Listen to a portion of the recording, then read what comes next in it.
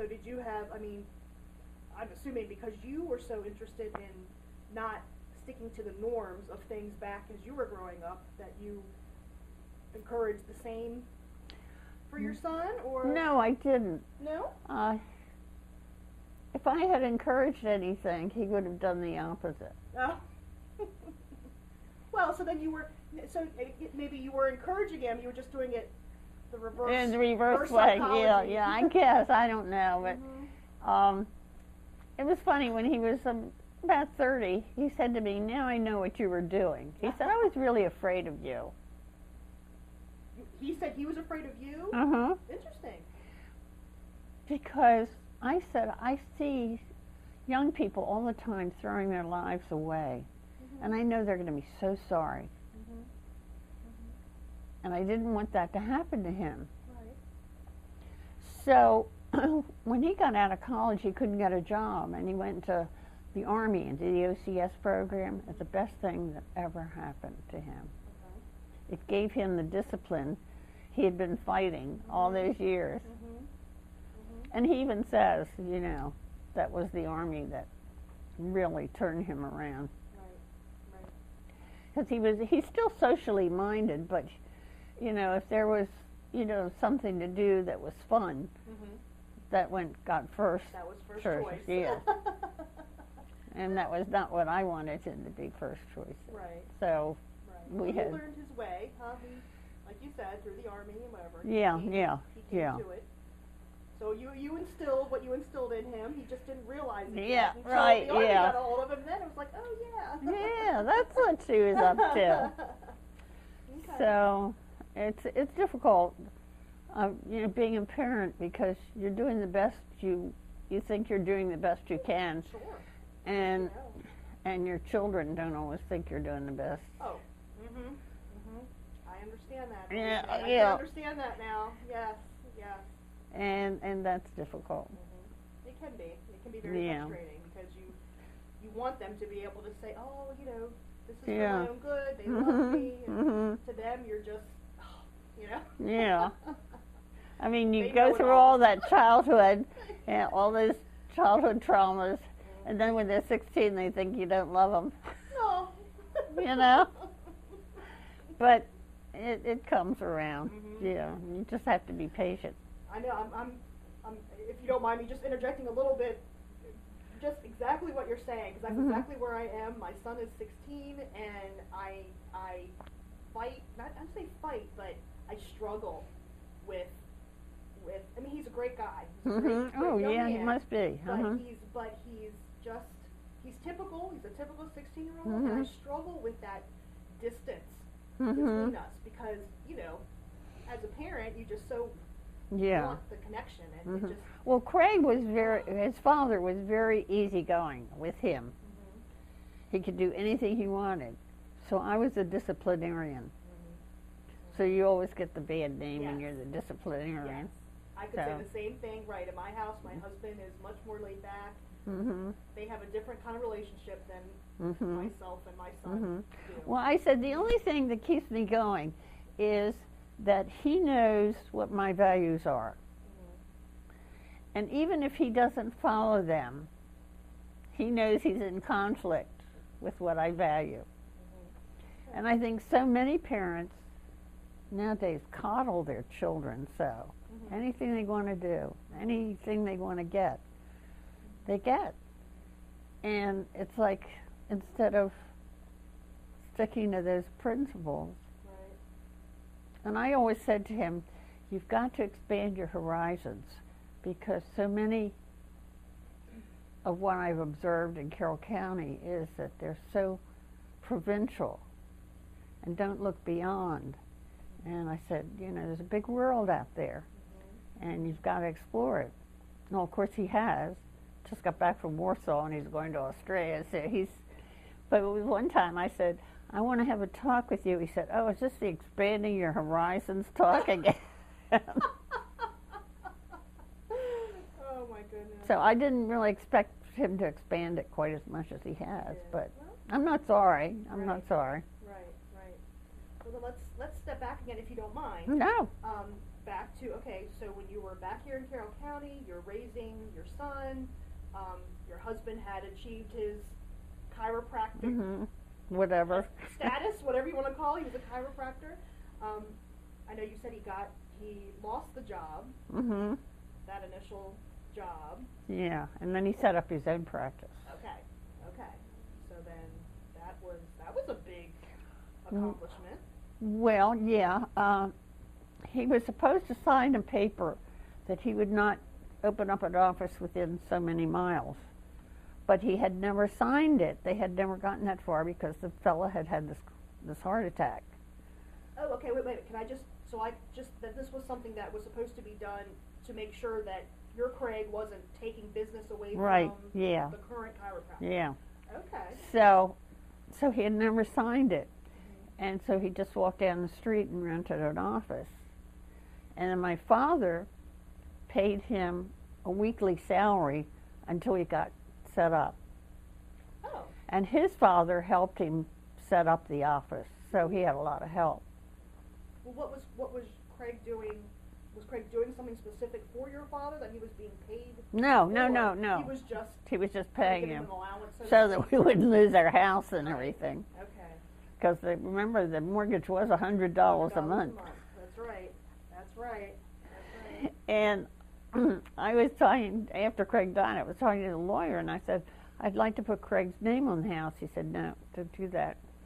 I said, why? He said, because if he sold the house, he would have to pay capital gains from $18,000 to whatever he sold it for. Whereas if he inherited it just from the day I die, how much it's worth to how much he sells it for. Oh my goodness. I would never have thought of that. No. And that would be, right. That would be a tremendous amount of money. Right. I would hope. I think it would go for more than 18,000. I think so. Even in today's economy, I think you get more than 18,000. So. Oh, my goodness. So, okay, then,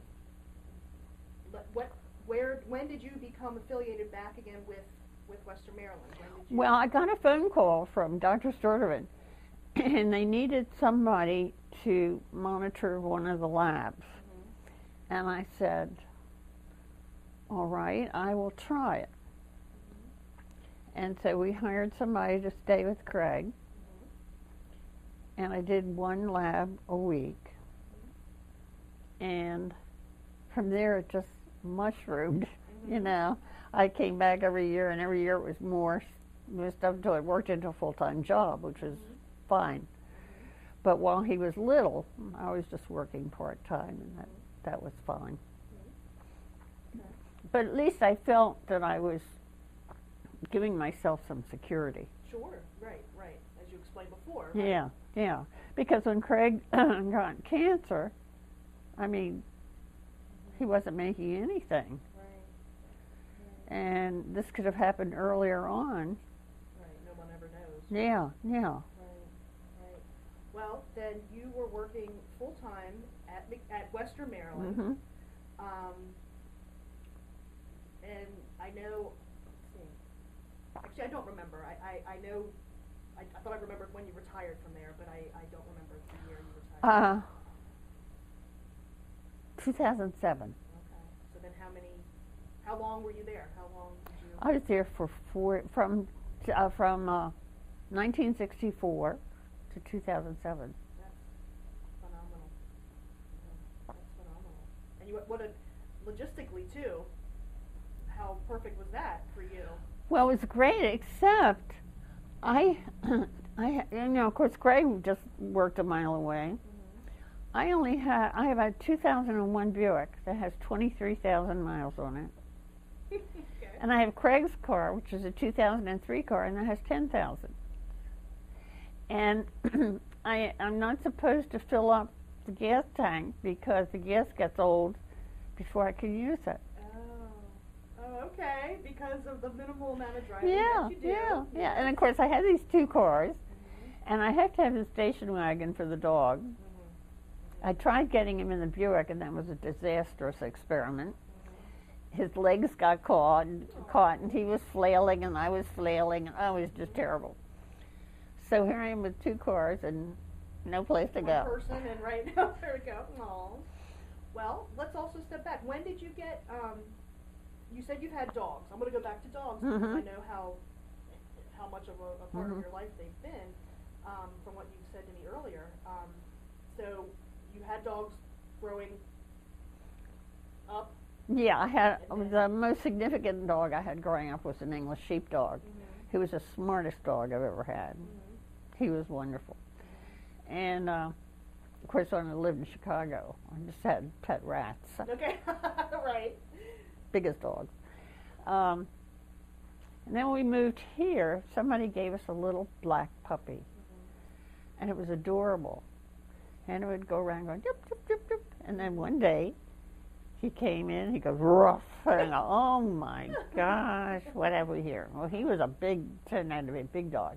And he got hit by 2 cars down here one night. Then we had part German Shepherd. She also got hit. This is before we had a fence. Then we had, then we had a black and tan Doberman. And he died of cancer. Then we had a red Doberman, and he died of cancer.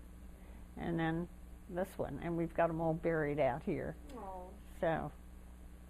I know, just also to stay kind of on the record, I know I have known of you or known you for a while, but though I don't know about you, so to speak, because of my mother obviously knowing you, and I know how you always had that longevity with Dobermans, obviously with her being someone who has I love Dobermans, yeah. I know how significant in your life they are too, especially Jackson, now, you know, as I saw when I first came in. That's why I wanted to bring that up. Because, dogs are a very important part. Now, when Jackson dies, he's going to have to be cremated because I would have to bring in a backhoe to bury him. There's just no way I could do that. And also, again, just for the record, I want to state, because you live, I see you're like right off 140 and 97. And 97, right? So the proximity to where we were talking when we were talking about Western Maryland is so very very close. And it's beautiful property, by the way. Thank you. Well, I like it because it's private. Well, yeah, you have that feel, even though you are kind of right off of the areas. Right. I mean, I'm close to Safeway. I'm close to the mall. But everything. You're kind of tucked in there. Right. Yeah. You know? Unlike a lot of people who lived in Carroll County South, I didn't even know this house was here. And it's been here for 120 years. Right. Well, let's go back. Okay, so you have seen, obviously, a lot of change happening in Carroll County. Oh gosh, so yes. We'll focus on that for a bit. I'm sure that everything building up around you. Well, I tell you, one significant change I found, when I used to go to the grocery store, I'd always have to figure in extra time because I'd see people I knew and we'd talk. Okay. Now I go out and nobody looks familiar to me. Really? And I said, who is living in these houses in Meadow Creek? And they said people from Baltimore. Okay. A lot of commuters. So there's just not that feeling. You don't walk down the street anymore and see so many people. And know the people that you see and can relate and all that. Sure. Which I guess is typical of most areas anymore. You know, oh, I'm sure. I just feel that Carroll County missed opportunities to keep it better. I think the city has expanded much too much because they say, oh, it's extra tax base. Well, it's also extra traffic, it's extra school, it's extra everything. And I can't see, I think there's a number, like deer in the forest. You go beyond that number, and it starts to have an opposite effect. And I think that has happened here, particularly with places like Meadow Creek. It looks as if they took houses and just threw them in the field. Yeah. I mean, it's just horrible. Now, is that, it's just so I know, is that the area that's built up down here, like across Safeway and all that? That's what you're talking about? Okay. Okay. Yeah, I know where you mean then. Yes. I remember when that was, I mean, Yeah. just open field, because when I lived in Westminster, it was just Yeah. open. So I can even appreciate what you're saying Yeah. there. You know, when I drive by now, it's so Now nice. I can still, I see beautiful sunrises from the front of my house. Okay. Beautiful. And beautiful sunsets. But in one part, there are all those houses sticking up, which makes it not so beautiful. Not what, But it's still pretty. I mean, it's still I love to come, I get up very early in the morning and I come out and I watch the sunrise. Because then I know I'm still alive. Yes. So, living here in this house in particular since 1961, obviously all the changes you've seen, was there ever a time that you thought of leaving Carroll County again, or were you always I set didn't. on- I'm a city person. So, I would have loved to live in the city, okay. in a city, not Chicago, however. However, now I'm glad I'm not living in a city. Because you're at the stage of life you're in now is retirement, or Everything, just everything. I go to Ascension Episcopal Church, which is a very close, loving community. It's very small, but everybody's there to help you out, and everybody's so friendly, and it's just a wonderful atmosphere. And people said, "Oh, we thought you'd move to Washington to be with your son." I said, "I don't know anybody there." And he's off to Timbuktu and everything. I said, "I would be there all by myself. right. I would not know anybody." And I have my doctors here.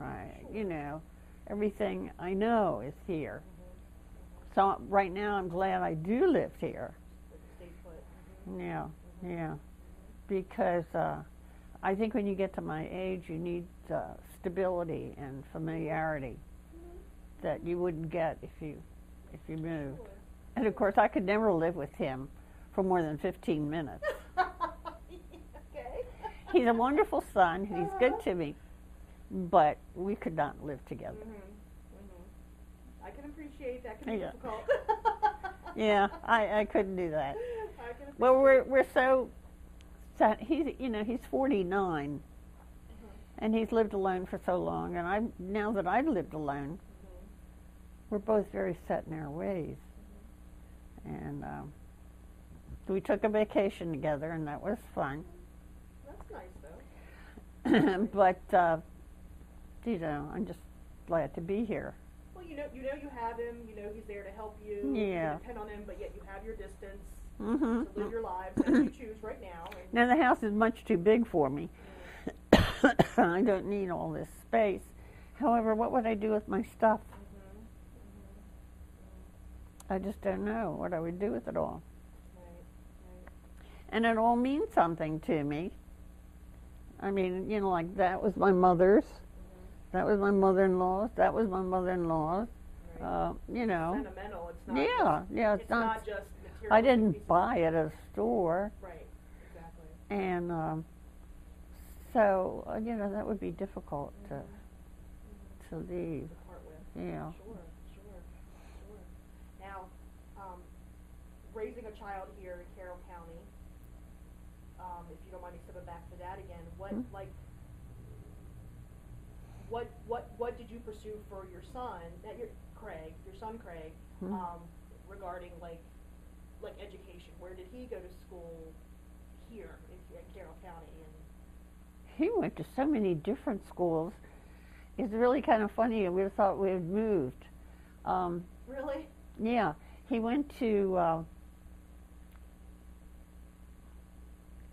East End. That was the bed and breakfast.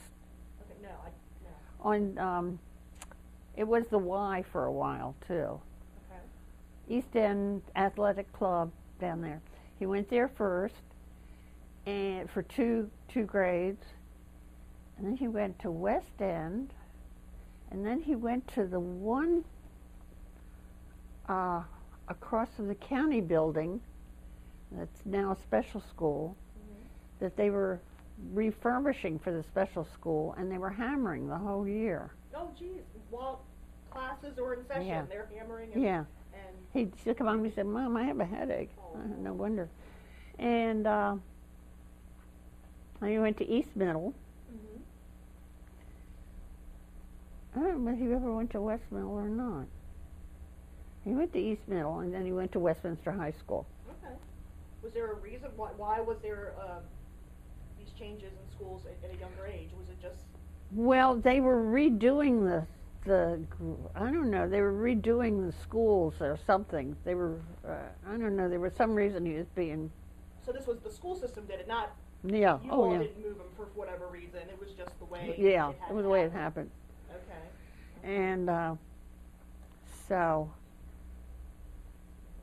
he went to Westminster High School, and then we had to decide on a college.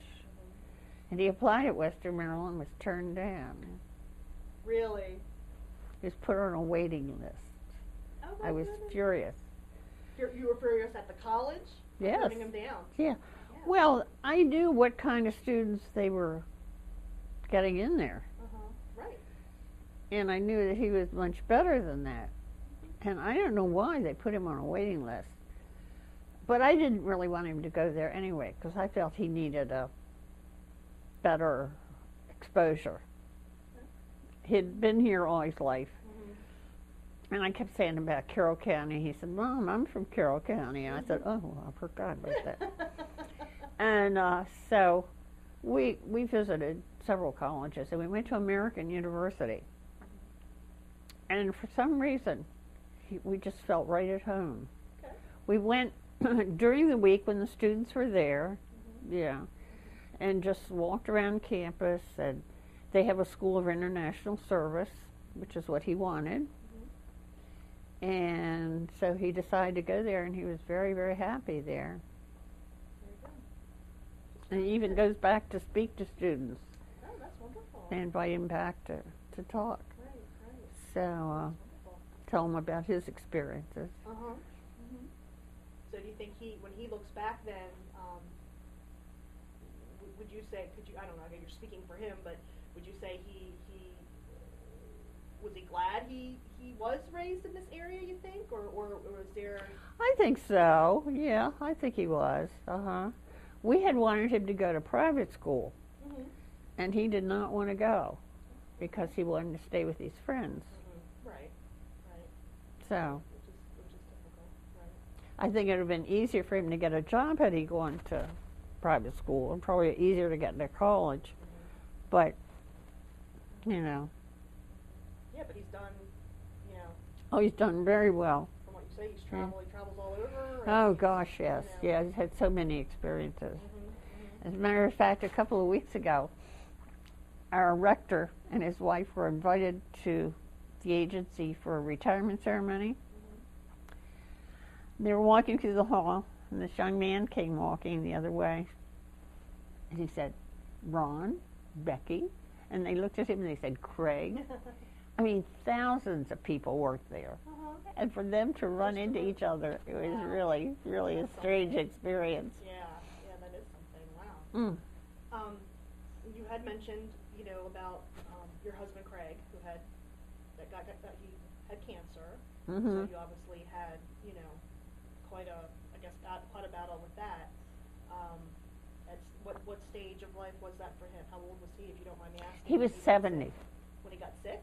Mm-hmm. Oh, okay. Well, I think he was sick before that, but when he was diagnosed, he was 70. Okay. And he said a funny thing to me. He says, if I were 50, I'd really be upset. But when you get to our stage of life, you can accept that better. Okay. I mean, you've lived.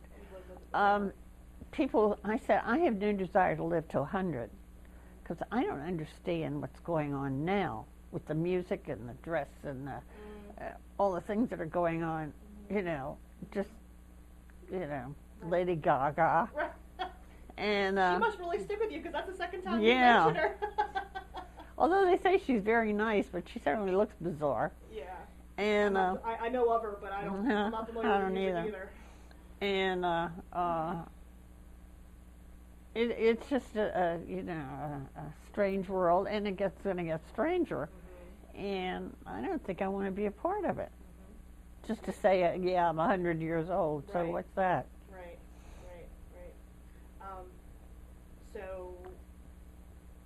So he wasn't already retired from his practice when he got sick?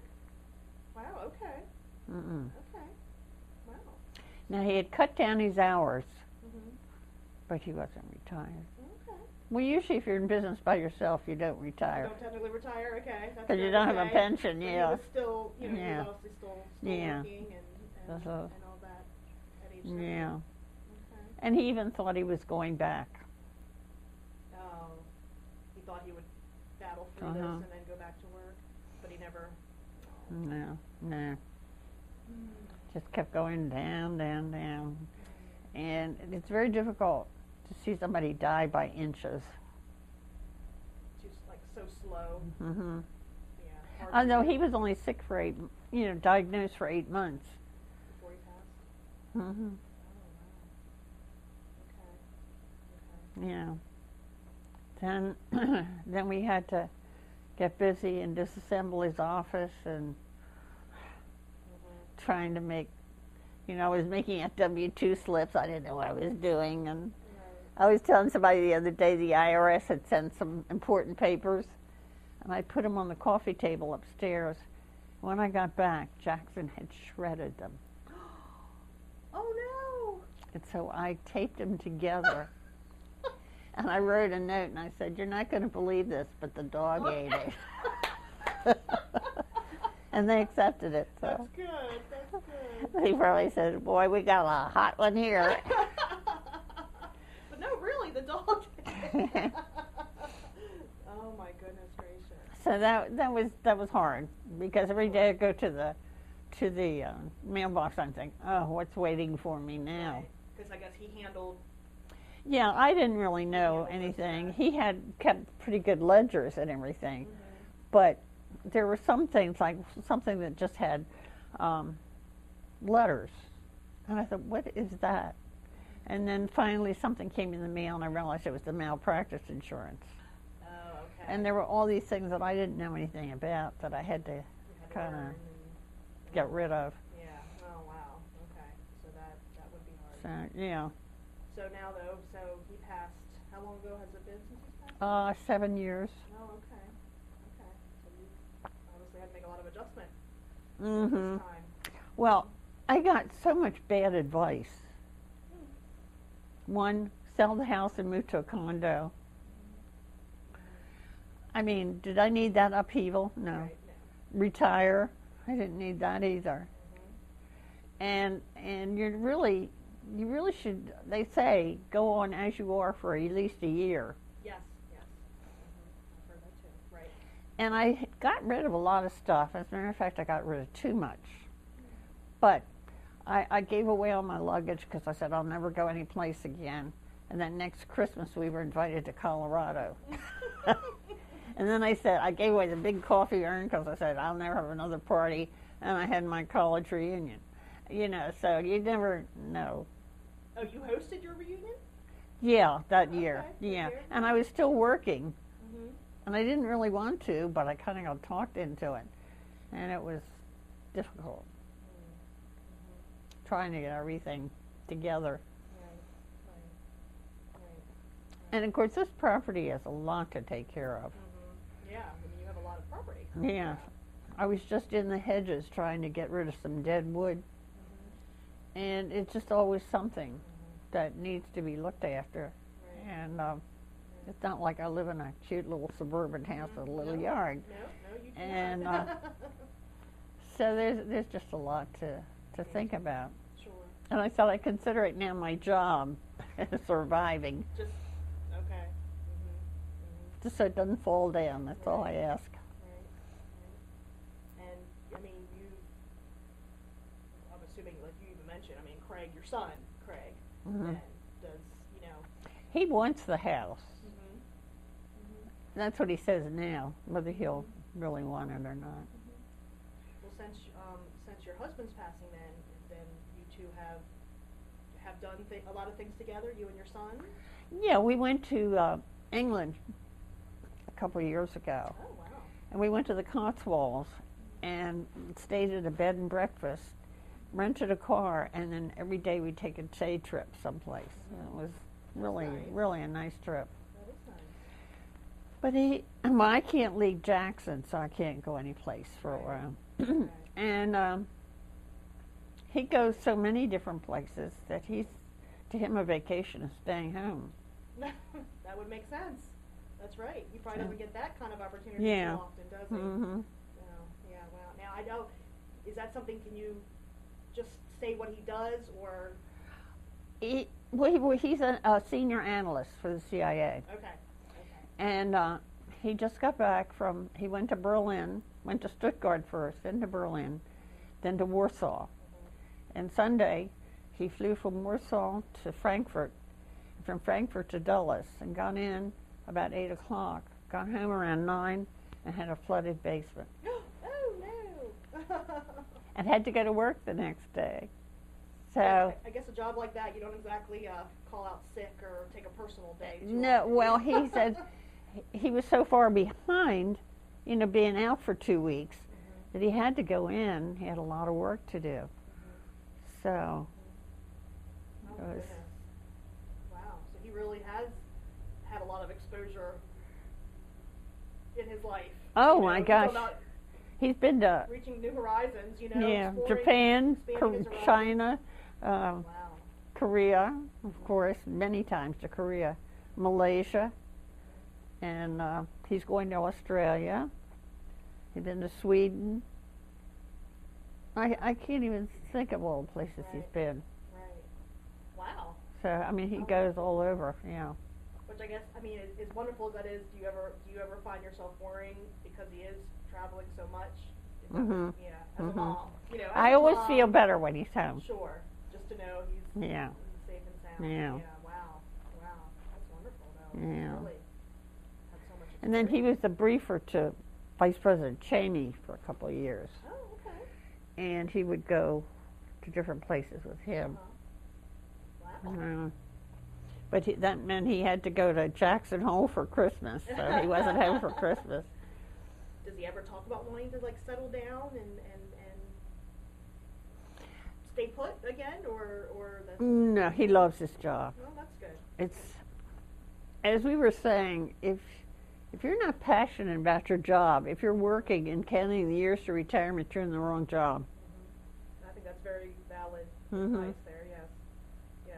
I can appreciate that. Yeah. Now, see, my husband Craig loved what he was doing.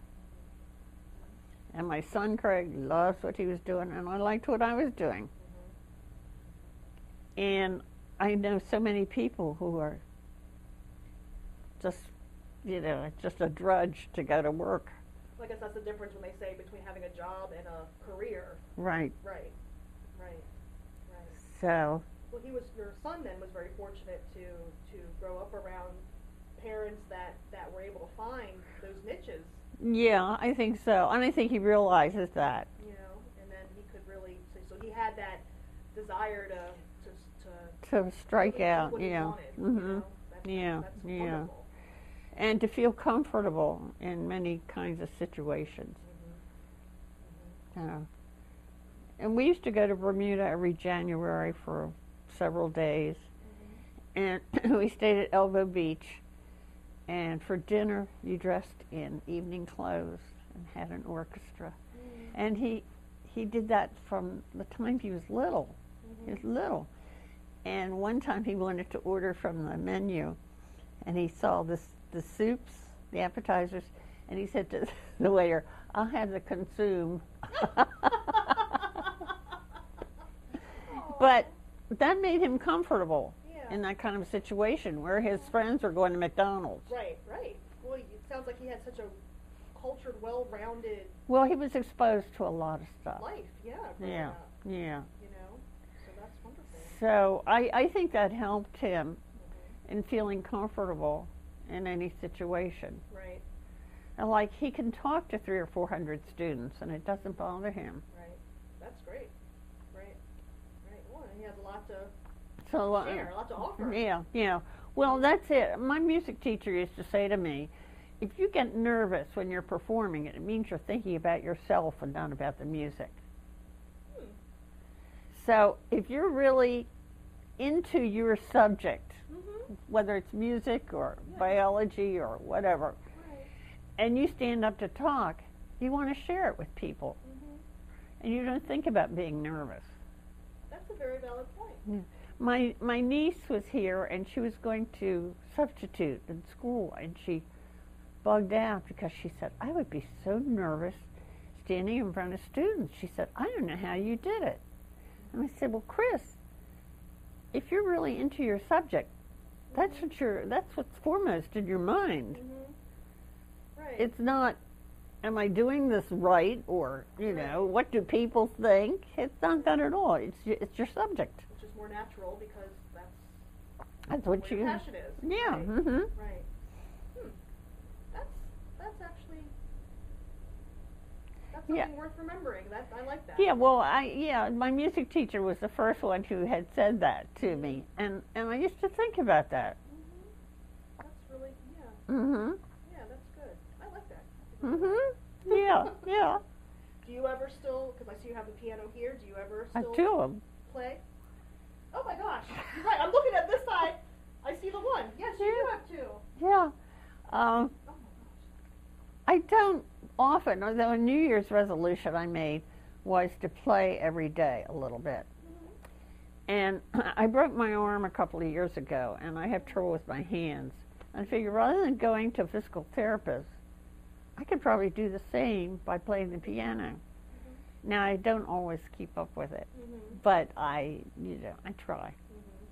Yeah, at least I do more than and sometimes I play at church, or I play someplace and I have to practice. Then I do. Right.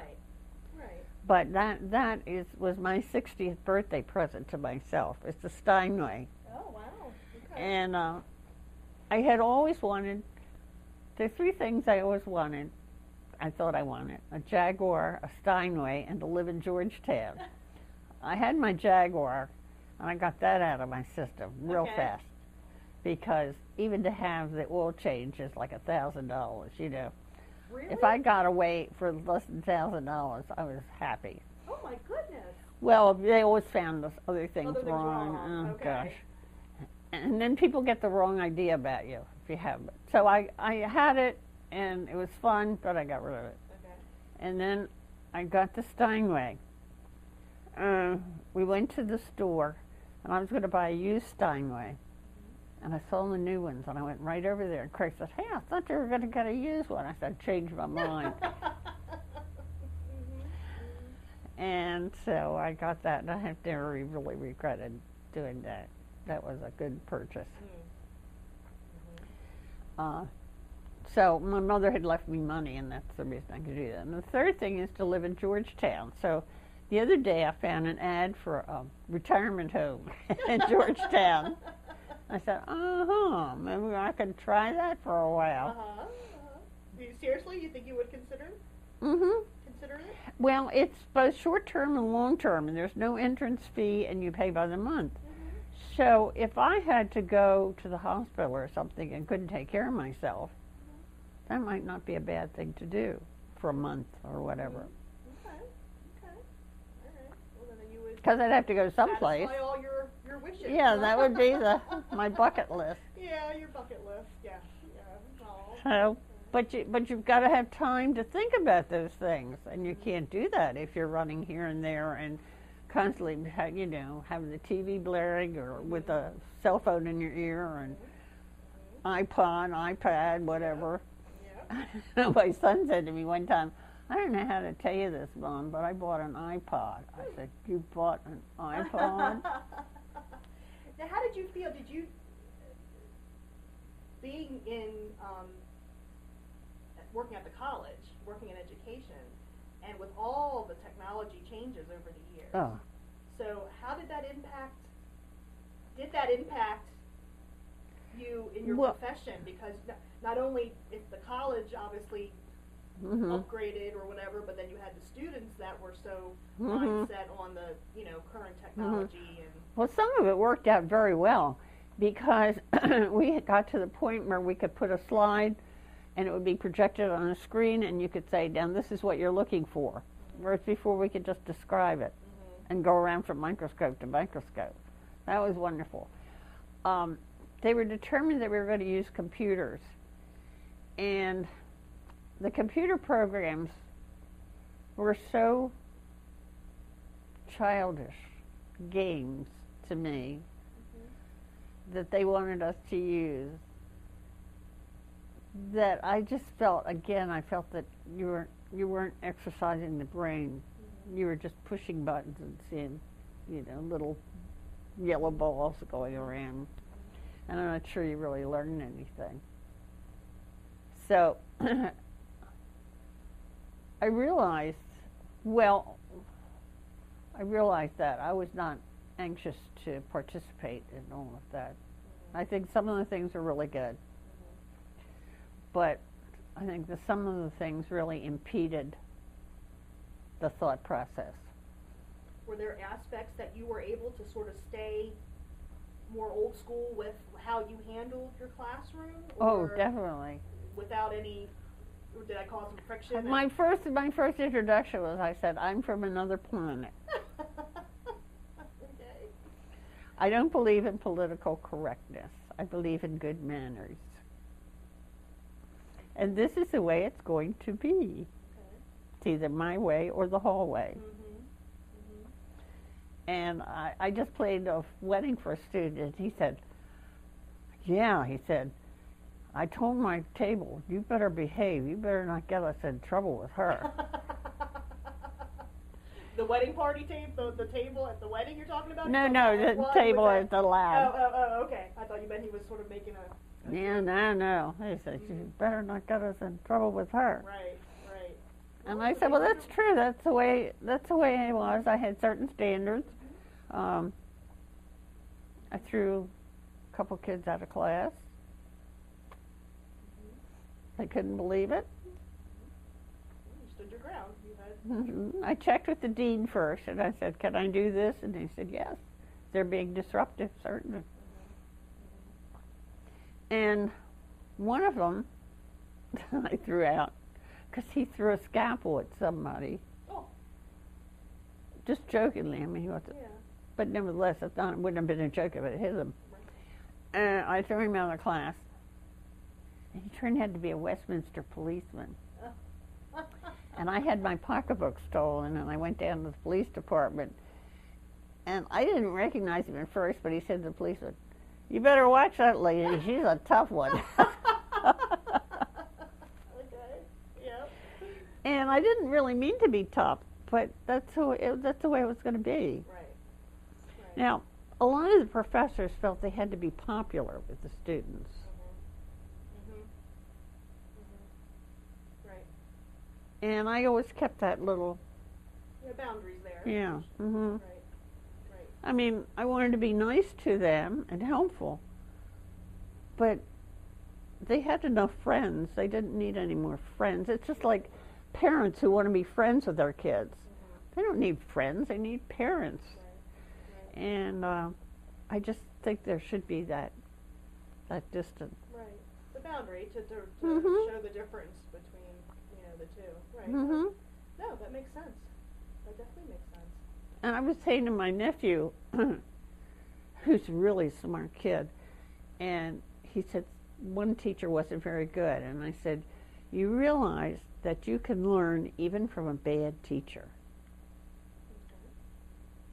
I said, a teacher only opens the door. You're the one who walks through. And just because you have a bad teacher doesn't mean that you can't go on your own. As a matter of fact, a bad teacher may be a good thing.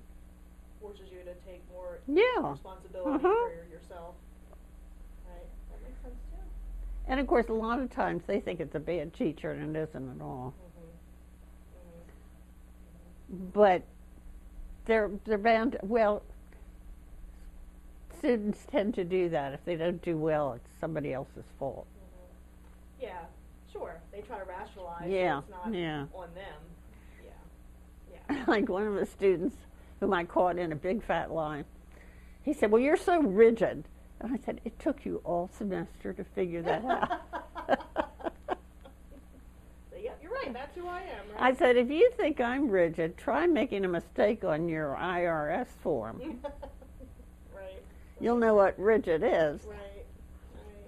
I mean, they're just so used to having people bend for them, That's true.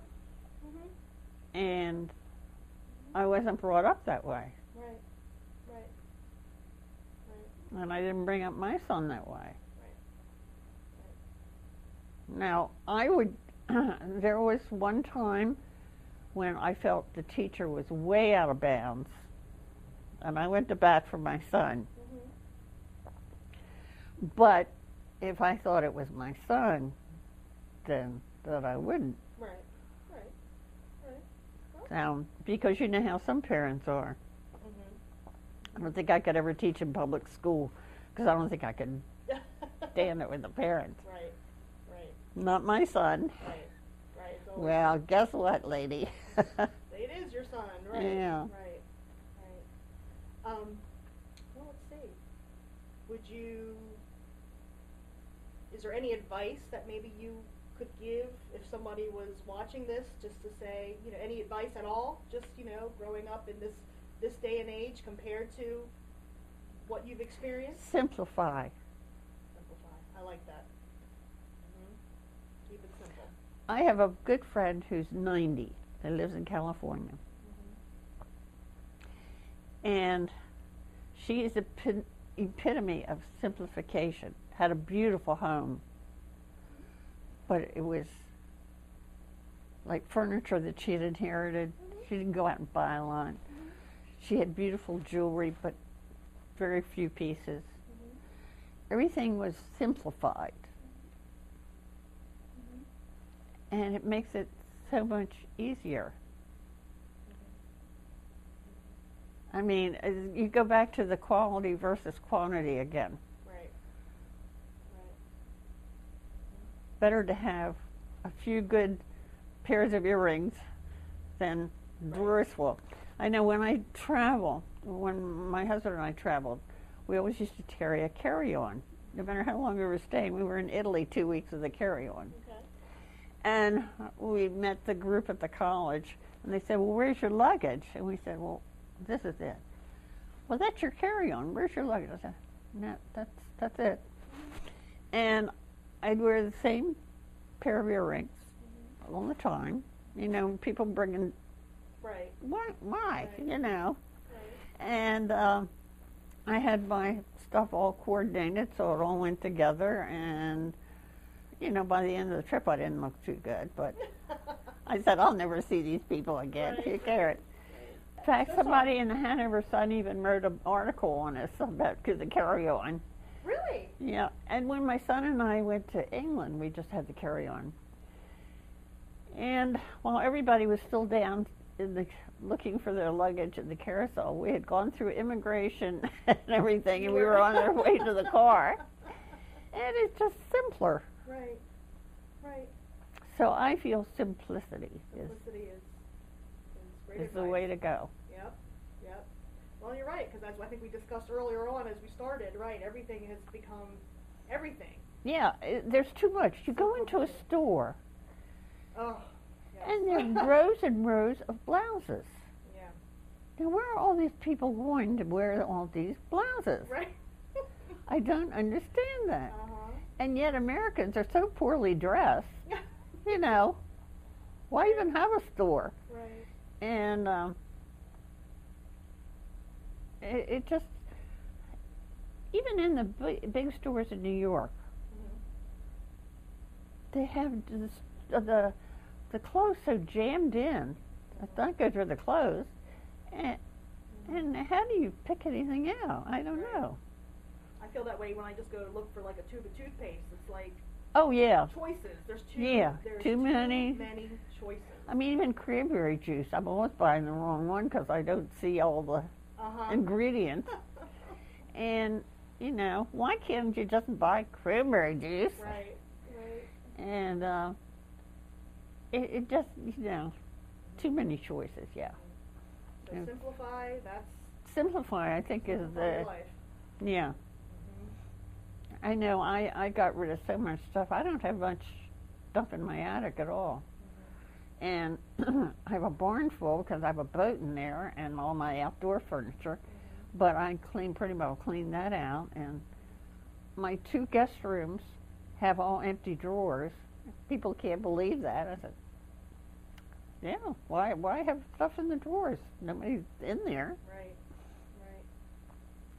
So, I mean, I think you really have to do that. Simplify and opt for quality. Right, right. Well, that's very, very, very good sound advice. Definitely, definitely. Are there any other things you can think of, like even regards, well, to anything for yourself, or just even Carroll County specifically, that you would? Well, I think if Carroll County would opt for quality, they wouldn't build things like Meadow Creek. So that's probably the 4th time you've mentioned that. I so know, that's really, I know, it's horrible. And of course, I think 140 is terrible, and they want to put a bike path on it. And I said, They a do? bike path? I said, I don't even like to go on 140 in my car. Oh, I didn't know that. They want to put a bike path. Well, yeah, and pedestrian stuff. And it's like the college. Why they have the parking lots all outside, and the things that have public venues, you have to walk so far to. And somebody said, oh, do you like the new courtyard in the science building? I said, I liked it better when it was a parking lot. I remember that, yeah. I remember that. I mean, I don't go over there nearly as much as I would if there was a place to park that was halfway close. And I said, not everybody, and not every handicapped person is a wheelchair case. There are varying degrees of handicap. Sometimes you just can't walk that far. And so somebody said, why did you retire? I said, because I couldn't find a parking space. And that's not far from the truth. Yeah. Because one day the weather was terrible and I had to walk so far. And I thought, do I need this? No, I don't need this in my life. Well, you have lived, it sounds a very interesting life. I really have. I've met a lot of interesting people. Yes, yes, you do. And you have a lot of great advice. You have, like I said, a wonderful sense of humor. I really appreciate your sense of humor, because I personally think being able to laugh and find humor and all that, I think is so important. Well, often with the humor, you're getting at the truth, too. But the greatest thing that happened to me, I guess, at the college was a trustee who was a graduate who teaches at Harvard Medical School. He came to me, he says, I just want to tell you what an influence you had on my life. Wow. And I said, my gosh, me? Yeah. And I thought that was just the greatest compliment of all. Yes, that's fantastic. Because he certainly is an outstanding person. I just didn't realize. What kind of influence you have. Yeah, well, I've had several death threats, too. Seriously? Seriously. Somebody shot pellets through my office window. Really? I mean, a student? You told students on campus when you were... Because they were druggies, and I said to this one, I said, I wish you'd come to lab when you weren't 3 inches off the ground. Right, right. Really? Oh, my gosh. And then another one who was institutionalized threatened me in front of my class. I said, Stuart, when you threaten somebody, you don't do it in front of 30 witnesses. Right. He was a real danger, and he was institutionalized, though. Oh, my goodness. But, yeah, and faculty people were saying they got gifts from people. I said, how is that? All I ever get a death threat. Death threats. Wow. But anyway, it was just such a fulfilling experience to meet those students who were so motivated. You don't get that in all departments, but the ones, in the health sciences were really motivated and serious. And that was very challenging. Very challenging to find students that way, or you mean challenging to me? Have yeah. Well, I taught botany for 5 years with Mike Brown, And we had a student one year who would ask questions all the time. And Mike and I would go over the labs ahead of time, and I'd say, Mike, what is this? He said, oh, I don't know. I said, well, we better find out. Because that kid's going to ask us, and then we'll look like fools. So we learned a lot of botany. Your knowledge just from But that's very stimulating to have a student like that. Yeah, yeah. So, I mean, you have this, and also I'm glad I worked with young people because I understood my own young person, my own son better. That I wouldn't go off half-cocked if he did something wrong because I know. Typical for the age or whatever. Yeah, right. and I would not have had any kind of communication with that age group otherwise. Right, right. Well, that's a very valid point. So that was good for both of us, even though he didn't think so. Yeah, yeah. It was. Yeah. And as I say, I still keep up with some of the students, and it was really a very fulfilling experience. Well, it's safe to say, too, that you've had, outside of even just living in Carroll County, you've had quite an impact to other people in Carroll County. I mean, that's, you know. They figured I'd had 5,000 students. 5,000, really? Wow. Because, see, I had a lot of labs. One semester I had 7 labs. And so a lot of people passed through my doors, whether they liked it or not. They had to, huh? Yeah. Yeah. So, and it was just very stimulating to meet some really smart people. There was one 16-year-old who was just brilliant. But 16 in college? Uh-huh. Oh, wow. Okay. And he came to me one day and asked a question, and I explained it to him, and he walked out, and I thought, he asked me a question. So, I mean, you know, it kept you on your toes. Sure. It's better than playing bridge all day. Well, you seem like someone who would inspire that from people too. I mean, I'm sure you kept your students on their toes. You seem like, you know. Well, I guess, yeah, because I like my subject. Right. Well, again. Like what you said. Right. Right. If you like your Just a subject, natural. yeah, it comes out, and you want to share it. If you're bored, Right. not so good. Well, whether you were considered hard teacher or not, you obviously were. I would say, from even just talking to you now, you were a positive influence, I'm sure, to many. So that. Well, I hope they either positively loved me or hated me. Well, even if it wasn't that they loved you, then you still you gave them something to think about. I had one obnoxious student who said, Ms. Schmall, let me give you a suggestion. I said, well, when I get advice, it's usually from somebody who knows more than I do, not somebody who knows less. And he went, oh. I like that. Oh, gosh, he was obnoxious. Oh, my goodness. But then I found out that his parents had just separated. And evidently he blamed his mother. And he had this thing against women. Yeah. And we had 2 women professors and me. And he just, you often don't know, what is behind what they're saying. Yeah, and that's true. I mean, you couldn't always know that. I had a student who came in one day who was roaring drunk. And we had a test. And he was doing it, the whole time he was copying from the person. I never said anything. So the next week I gave back the papers. And he didn't have a mark on it. He says, you didn't mark my paper. I said, that's because you took your answers from her, so I gave her the grade. He said, oh. He said, well, that'll never happen again. I said, I won't tell you it'll never happen again. But I never said anything to him. Right. I never said, you're cheating, or you're drunk, or anything. I just let him go. Let him go. Right. You still suffered the consequence, right? No grade. Made an impact. Yeah. Yeah. And that probably did make much more of an impact than if you were just like scolding him at that moment. Yeah, or something like that. Yeah. Yeah. That's funny. That's funny. I like the way you think. That's good. That's very good. Mhm. Very good.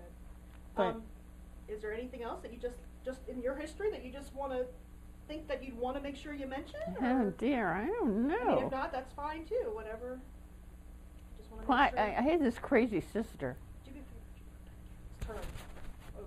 One more. That way. Yep. Yeah. I did have this crazy sister that I had to deal with, Mhm. which was not pleasant. I think she was an undiagnosed bipolar. Okay. Because she used to get real hysterical, and then they'd say, don't upset Norman. That's why I go up in my room. And I had Okay. trouble with her until the day she died. I had my mother for 3.5 years when my sister could have easily taken her. She didn't have a job or anything. Oh, okay. But maybe mentally she wasn't able to take care Oh, of she you? was an alcoholic Oh, okay. I'm sorry. Yeah. and a chain smoker. She died when she was 80. Most of my relatives have been in their 90s when they died. Oh, okay.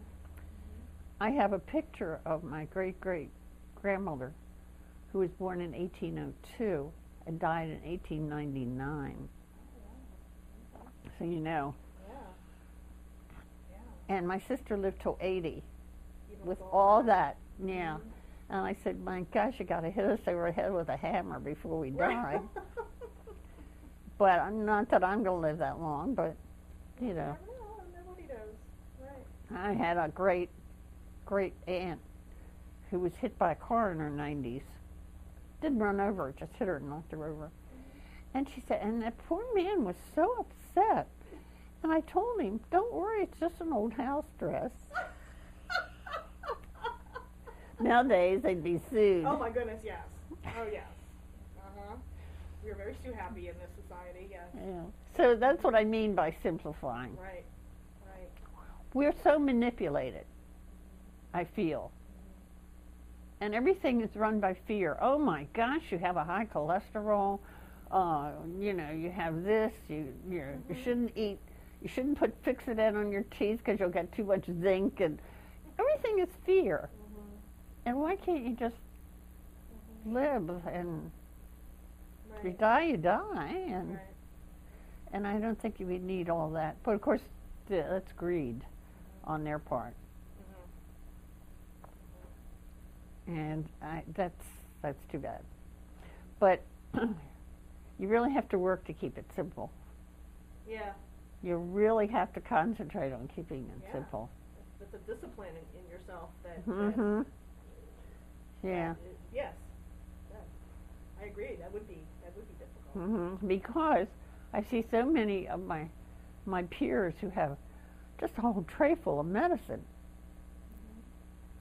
I said, my gosh, you know, why would you need all that medicine? It'd be easier just to die. Roll over and die. Be a lot cheaper. And of course, Medicare D is such a scam. It makes Bernie Madoff look like a rank amateur. I'm going to cancel that. And everybody's saying, you're going to cancel that. And that's right. They don't pay for a lot of things.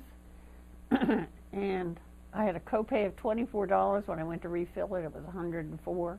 Oh. Oh my goodness. And the congressman who put that through, Congress now works for the pharmaceuticals at $2.5 million a year. Is that not something Right. strange? Right. And so you've got to question things. You've got to question, you know, why is this like this? Right. So I guess people nowadays, we're just so accepting of just See, we're so brainwashed. Yeah. manipulated as the word you Uh-huh. used. Yeah. Yeah. And I know I had to have my blood pressure checked at this Chesapeake physicians thing. And they wanted to charge me a $20 copay. I said, they're just going to check my blood pressure. She said, I know, but that's a visit. I said, I can go to Walmart and get it done for nothing. And she said, well, okay. And so I said, okay, I'll go to Walmart. I mean, Right. Right. most people would say, oh, well, all right. Right. They'll just accept it. Mm-hmm. Right. But not you. No, no, no, no. You've got to stand up for yourself. And that's not like me at all. But it's become me because I just feel that we are manipulated and we need to fight back. That's good advice too. Yeah. Mm-hmm. Very good. Yeah. Well, I have a lot of respect for what you're saying. I really do. And I admit to being those people that are a little more, I don't know if it's the lack of self-confidence, but uncertain about being able to fight back. So I admire your yeah, well, yeah, your I know confidence my and respect for doctor, yourself. you know, like, I want things explained to me. I said, everything is statistics. Well, 2% of these people who do this die or whatever. I said, that's not science. Science is in the laboratory and you explain why they're dying. And their research consists of sitting in a computer and figuring out statistics. That's not scientific research.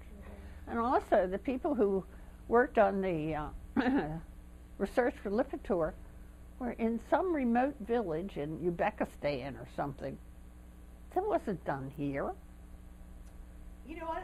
That is so interesting that you say that, because I just myself was taking that. And I all of a sudden, after about 2 weeks, I broke out. Right from here and here, my arms and my chest. I broke out in this, like, rash. I'm still, it's like, you can see this. Yeah. And that's the only thing I could think of that did it to me. I took it. I took it for 1 week, and I had nerve damage, which has become permanent in my feet. Oh my gosh! And then he tried Crestor, did the same thing. I said, I'm sorry, I'm not taking any more statins. I'd rather have a high cholesterol. They wanted me to take Fosamax for my bones and all this other stuff. I said, look, a broken bone every once in a while is not going to upset me.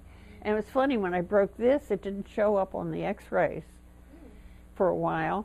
And by the time it did, it was healed. It was a month later, it was healed. So he says it's crooked. I could break it again. I said, I don't think so. Let's just leave it crooked. So I can play the piano as well. It's okay. The world is not losing being Clyburn. So, I mean, you know, you just have to, you get caught in this medical spiral, and it's hard to get out. Yeah. Right, because no matter what you do or what you don't do, or yeah. I mean, you end up with a heart bypass or something, you know.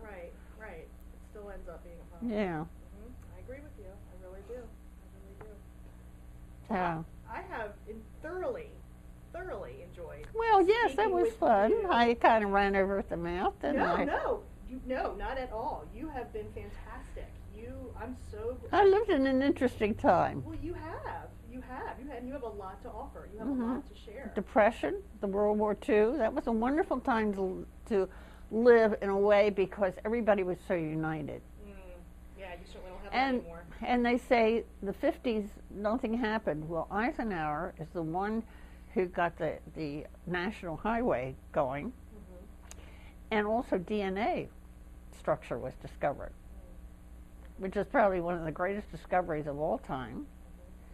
And, you know, like a lot of the Germanic Art people say, you know, oh, nothing happened in the 50s. I said, you're not talking scientifically.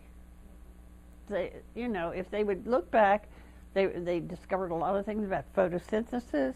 A lot of basic science things were worked on. So it's the 60s, I think, went down the drain. Everybody's fornicating, half-dressed, and drugged out in some field. Yeah. That's progress. For some, yes, right? Yeah. Right. So, I mean, you know, I just feel I was able to live in a good time when things were simple and basic. And right. Yes, and you have seen a lot of change. A lot of change. Yeah. And I mean, I know just in my 40 years, you know, changes I've seen. So I can't even quite wrap my head around, you know, Well, their lifespan. my father had a 1933 Essex that you had to crank up to start. And then we worked our way up to a 1936 Buick that had a starter. Well, we just thought we were Vanderbilts, I want to tell you. That was a great, and you didn't even need a car robe because I had a heat. Well, you always had to keep a car robe because you didn't have heaters in the cars. Oh, okay, okay. You had to have this little blanket. Okay, to cover yourself with while you're in the car. Oh, okay. Yeah. I mean, that was just a fantastic thing. And one of the greatest things that ever happened to me was in my childhood, I remember, was going to the 1939 World's Fair in New York. That is, in fact, I have a whole display in the bathroom on it. Very cool. And they had a parachute thing, and my father took my sister up, and they came down, and she threw up when she got off, and I thought that was the greatest thing in the world. Isn't that funny what you remember? Yeah. Yep, let's fix it. Good. Yeah. Yeah, that's funny. Yeah. That's funny. So it's been good. Yeah. Well, I thank you so much for allowing me to come into your home. Oh, yeah. To sit down, to talk to you, to get to know you. Like I said, I know I've known you. I've Sure. known of you for a lot of years, Yeah. like I said earlier. You know more than your mother But I knows. certainly didn't know you as a person, you know, as far as your background or anything. Yeah. So this has been very enlightening. Yeah. And you've given, I feel like I'm walking away with some good sound advice that is really worth me thinking about for myself. Good. Yeah.